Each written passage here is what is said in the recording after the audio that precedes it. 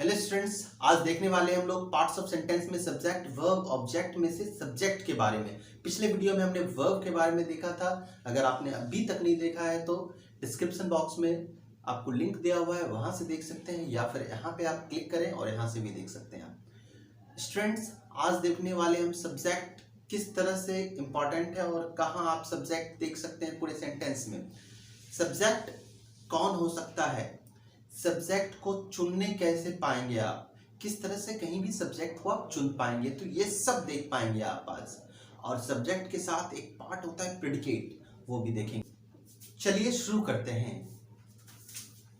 हमने देखा था सेंटेंस क्या होता है, तो सेंटेंस होता है एक फैमिली, और इस फैमिली में मेंबर कौन कौन है, सब्जेक्ट, वर्ब, ऑब्जेक्ट। कौन कौन मेंबर है, सब्जेक्ट, वर्ब और ऑब्जेक्ट। आप देख सकते हैं सब्जेक्ट को हमने कहा था कि सब्जेक्ट में ये माँ के जैसा होता है।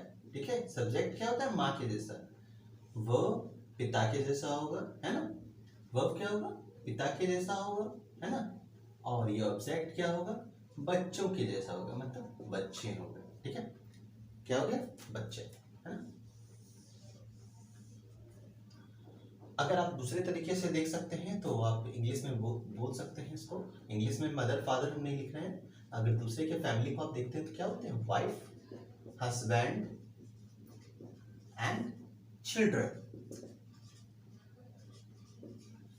अब आपको एक बात लग रहा होगा, चाइल्ड क्यों नहीं लिखा, चिल्ड्रन क्यों लिखा। एक बात याद रखिएगा, सब्जेक्ट की हैसियत वाक्य में वाइफ की तरह होती है, वर्ब की हैसियत हस्बैंड की तरह, और ऑब्जेक्ट की हैसियत चिल्ड्रन की तरह। आप देखिएगा ऑब्जेक्ट कभी कभी एक से ज्यादा होता है, एक है तो चाइल्ड है, एक से ज्यादा है तो चिल्ड्रन है। क्लियर, इसीलिए हमने चिल्ड्रन कहा वहां पे।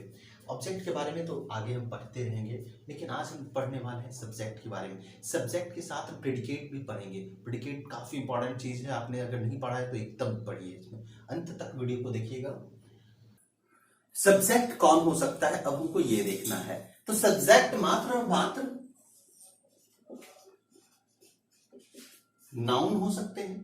ठीक है, सब्जेक्ट कौन हो सकता है, नाउन हो सकता है, या तो प्रोनाउन हो सकता है।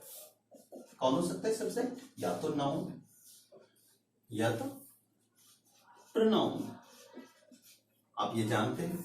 चलो नाउन की बात करते हैं। नाउन सिंगुलर होगा, नाउन प्लूरल होगा। देख सकते हैं, अगर बॉय है सिंगुलर तो उसका प्लूरल हम जानते हैं बॉयज होता है। गर्ल सिंगुलर है तो उसका प्लूरल क्या होगा, गर्ल्स होगा। ठीक है, पैन सिंगुलर है तो उसका प्लूरल क्या होगा, पैंस होगा। फुट सिंगुलर है तो क्या होगा, प्लूरल फिट होगा, एंड सो ऑन, है ना। बहुत सारा होता है इस तरह का। हम लोग जब नाउन पढ़ेंगे तो पूरे तफ्तीश से पढ़ेंगे इसको। प्रोनाउन की बात करते हैं, तो प्रोनाउन में इधर सिंगुलर इधर प्लूरल।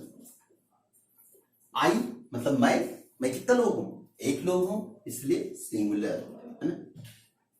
प्लूरल क्या होगा, हम लोग, वी, है ना, हम लोग, वी। ये क्या है, प्लूरल है। यू, तुम कितने लोग हो गए, तुम, हाँ, तो तुम तो एक हो ना, है ना। तुम एक हो और तुम एक हो, और तुम्हारे सारे लोग की बात करेंगे तो कितने लोग हो गए, बहुत सारे हो गए, तो तुम लोग हो गए, है ना।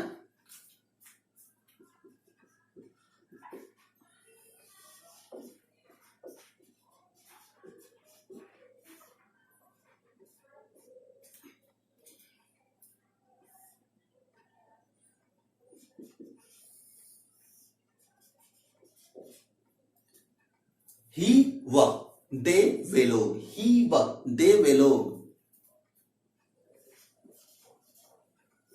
सी व दे वे लोग, इट व दे वे लोग। अब गौर कीजिएगा, एक लड़की है तो ही बोल, एक लड़का है तो क्या बोलेंगे, ही बोल देंगे उसको। और 4-5 लड़के खड़े हो जाए तो क्या बोल दोगे, वे लोग बोल देंगे, वे लोग जा रहे हैं, वे लोग बदमाश लड़के हैं ना। एक लड़की खड़ी तो सी, और 4-5 लड़की खड़ी है तो, है ना, दे, है ना, दे आर ग्रीडी गर्ल्स, वे लोग लालची लड़कियां हैं। देख सकते हैं इट का दे हमने लिख दिया है। दिस का क्या होगा, दीज होगा और अंत में डैट का क्या होगा, दोज होगा। ठीक है, हम लोग सब्जेक्ट का डेफिनेशन देख रहे हैं। जो वाक्य में काम करता है उसे कर्ता कहते हैं। ठीक है, तो ये कर्ता का डेफिनेशन हमको मिल गया। अब इसके आगे बढ़ते हैं। देखा जाए, ही इट्स अ मैंगो, वह आम खाता है।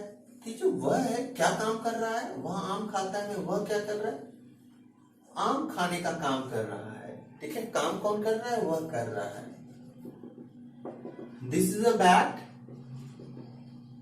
इसमें दिस क्या कर रहा है, यह एक बल्ला है, यह एक बल्ला है। यह शब्द से पता क्या चल रहा है आपको, यह क्या दर्शा रहा है, यह का काम क्या है, तो दर्शाना है ना, यह दर्शाने का काम कर रहा है। ठीक है, यह क्या काम कर रहा है, तो दर्शाने का काम कर रहा है बल्ला को, है ना, बल्ला को दर्शा रहा है। देखिए, तो ये बल्ला है। ठीक है, यह यहाँ पे क्या करता है। तो आगे जाके हम लोग कर्ता का एक एक करके पहचान कर लेंगे। तो सबसे पहला पहचान देखते हैं। स्टूडेंट्स देख सकते हैं, सब्जेक्ट जो है यहाँ पे बोला जा रहा है, it comes before verb in statement sentence. ठीक है, जो स्टेटमेंट वाला वाक्य होगा, मतलब कथन वाला जो वाक्य होगा, उसमें ये वर्ब के पहले होता है। इट कम्स बिफोर वर्ब, है ना, ये वर्ब के पहले आता है। अब आपको स्टेटमेंट से अगर कंफ्यूजन है, स्टेटमेंट किसको कहते हैं, तो स्टेटमेंट हम सीधे तौर पे जान लीजिए, स्टेटमेंट वो सेंटेंस होगी जिसके अंत में फुल स्टॉप होगा, जिसके अंत में फुल स्टॉप होगा। ठीक है, वो जो होगा आपका स्टेटमेंट वाला सेंटेंस होगा। एज फॉर एग्जाम्पल गौर कीजिएगा, जैसे कि देख रहे हैं हैज ही मेड यू, इसमें जो है हैज है यहाँ पे एक्सिलरी वर्ब, क्वेश्चन मार्क देखा, आप समझ गए कि यहाँ पे जरूर कोई एक्सिलरी वर्ब होगा। एक्सिलरी वर्ब क्या है यहाँ पे, हैज है। एक्सिलरी वर्ब क्या है यहाँ पे, हैज है। Got it. और ही क्या है यहाँ पे, सब्जेक्ट है ना, ही क्या है यहाँ पे, सब्जेक्ट। हमको सब्जेक्ट चाहिए तो मिल गया सब्जेक्ट। ये मेन वर्ब है। हम लोग मेन वर्ब का जो है V1 V2 V3 देख चुके हैं थोड़ा बहुत, है ना। आगे देखेंगे इसको, इंपॉर्टेंट V1 V2 V3 कौन कौन है वर्ब के, कौन कौन से वर्ब आपको हमेशा याद रखने चाहिए। तो देख सकते हैं इंट्रोगेटिव में इस तरह से बनता है। ठीक है, shall we do it again, question mark देख सकते हैं। क्वेश्चन मार्क देखिए, मतलब सब्जेक्ट के पहले एक्सिलरी सेल मॉडल से जानते हैं, सेल की तुरंत बात क्या है, वी सब्जेक्ट है। आगे बढ़ेंगे नेक्स्ट। सोनी नोज मी। ठीक है, सोनी नोज मी में देख सकते हैं आप, क्या सोनी है और सोनी के बाद नोज है, फिर मी है। नोज क्या है आपका, हाँ वर्ब है। नोज क्या है, वर्ब है। मी क्या है आपका, ऑब्जेक्ट है। और ये जो देखिए फुल स्टॉप, इस फुल स्टॉप से पता चल गया कि हमको जो है वर्ब के ठीक पहले मिलने वाला है सोनी। सोनी जो है ये सब्जेक्ट हो गया।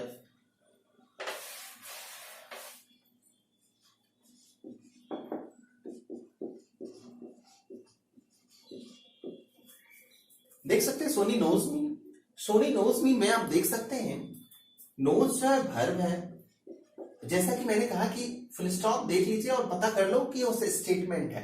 जैसे ही पता चला हमको वर्ब है, क्योंकि नो मतलब जानना होता है, नोज मतलब यहाँ पे लगा है नोज, तो नो मतलब जानना है, तो मतलब ये वर्ब है। वर्ब के ठीक पहले सोनी, तो वर्ब के पहले क्या होगा, ऑब्वियस, अभी तुरंत हमने बताया कि सब्जेक्ट। ये क्या हो गया, सब्जेक्ट, है ना। In the same way Rani has bought a big car. Has bot क्या है, वर्ब है। क्या है, वर्ब है। ये जो रानी देख रहे हैं आपको, वर्ब के ठीक पहले है, इसलिए क्या होगा, सब्जेक्ट होगा। क्लियर, आई थिंक डाउट नहीं होना चाहिए आप लोग को। ठीक है, आपने समझा। देख सकते हैं ये वर्ब है, हैज एक्सिलरी वर्ब है, बॉट क्या है, मेन वर्ब है। और हैज एक्सिलरी वर्ब है, बॉट मेन वर्ब है। तो देख सकते हैं आप, axillary verb main verb, verb तो है ना, अंत में तो वर्ब है। अगर वर्ब कह दिया तो दिक्कत नहीं होनी चाहिए आपको, है ना। जैसे कि आप देख रहे हैं सेकेंड रूल है, it comes after axillary verb. It के यहाँ पे सब्जेक्ट की बात कर रहा है, तो सब्जेक्ट जो है एक्सिलरी वर्ब के बाद आता है। इन इंटरोगेटिव सेंटेंस, किसमें? तो इंटरोगेटिव सेंटेंस में। इंटरोगेटिव में सेंटेंस में सब्जेक्ट कहाँ आएगा? तो एक्सिलरी वर्ब के बाद। याद रखिए, अब मेन वर्ब नहीं है, देख सकते हैं एक्सिलरी वर्ब। एक्सिलरी वर्ब को हिंदी में क्या कहते हैं? क्या कहते हैं? सब भूल भाल गए, पिछले क्लास में बताया। हाँ, सहायक क्रिया। क्या कहेंगे? सहायक क्रिया कहेंगे। एक्सिलरी वर्ब को सहायक क्रिया कहेंगे। सहायक क्रिया के बाद आता है आपका क्या? सब्जेक्ट। किसमें? इंटरोगेटिव सेंटेंस में। याद रखेंगे, इंटरोगेटिव सेंटेंस में सब्जेक्ट किधर आएगा? तो सहायक क्रिया के बाद। अब जरूर गौर करें, एग्जाम्पल।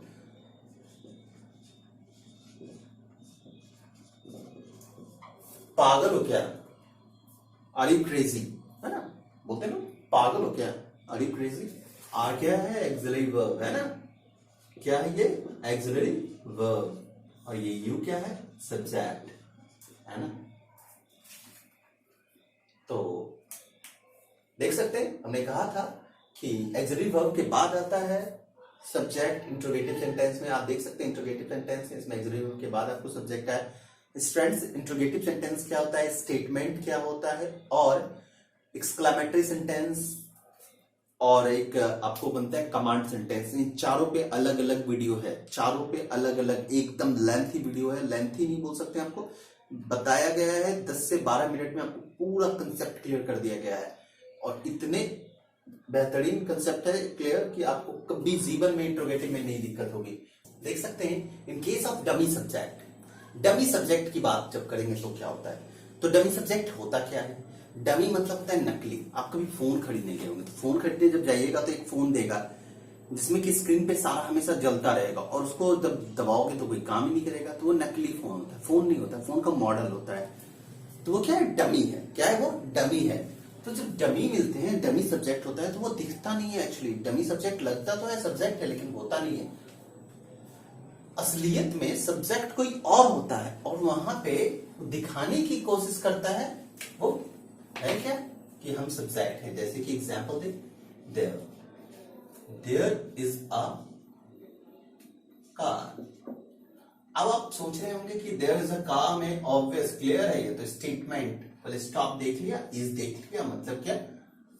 सब्जेक्ट देयर है ना। ये साहब तो यही कह रहा है, नहीं तो क्लियर है। बट इसमें है क्या? ये सब्जेक्ट नहीं है। सब्जेक्ट कौन है? ये। ठीक है, एक बात याद रखिएगा, सब्जेक्ट कौन है कैसे पता चलता है? देखिए यहां पे,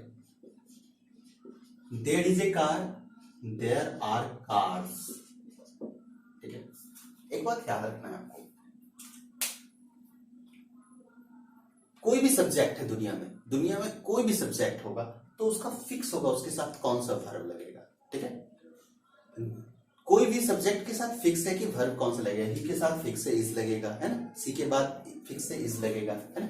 सिंटैक्स में जो एक आध एक्सेप्शन है उसको छोड़ दीजिए, तो सारी जगह फिक्स है, हर जगह फिक्स है। या हस्बैंड बहुत ज्यादा ताकतवर बन जाए, बहुत ज्यादा उछल ले, अंत में उसको वाइफ के अनुसार से ही काम करना पड़ेगा। हम जैसा कि पहले शुरुआती में बोल दिया आपको, ये क्या है? सब्जेक्ट ये है, और इसके अनुसार से इसको काम करना है। देख सकते हैं, इसके अनुसार से ही इसको रहना पड़ेगा। ये जो कार है सब्जेक्ट है, कार के अनुसार से ही इज रहेगा, है ना। कार्स के अनुसार से आर रहेगा।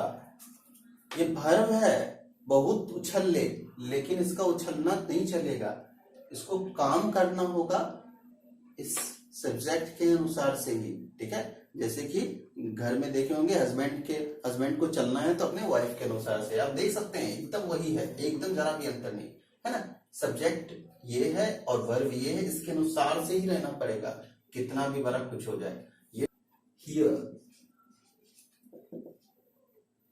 Is a car in the room, here is a car in the room. देख सकते हैं, अगर हम चाहें तो बोल सकते हैं यहाँ पे here is a car in the room में। देख सकते हैं हियर सब्जेक्ट जैसा दिख रहा है, एक्चुअली सब्जेक्ट कौन है आप जान गए हैं, ये सब्जेक्ट है। बिकॉज अगला सेंटेंस में आपको पता चल जाएगा, here are cars in the room. नहीं ये क्लियर, आप समझ सकते हैं इसमें सब्जेक्ट कौन है। हियर तो बस ऐसे ही आया है, असली सब्जेक्ट कौन है? कार्स। यहाँ भी हियर ऐसे ही आ गया, असली सब्जेक्ट कौन है? कार। आशा करते हैं सब्जेक्ट से जुड़ी सारी समस्या खत्म हो गई होगी। इसमें थोड़ी बहुत है बाकी, जिसमें कि आपको बता दूं, डमी सब्जेक्ट है, आर्टिफिशियल सब्जेक्ट है और एक एम्प्टी सब्जेक्ट है, और एक जो बचा है हमारा चिल्ड्रन मतलब ऑब्जेक्ट, जो उछल कूद मचाएगा, आगे जाएगा पीछे जाएगा, सबसे ज्यादा कंफ्यूज आपको वही करेगा। तो अगले वीडियो में वो देखेंगे। आज के लिए इतना रहेगा, बाय।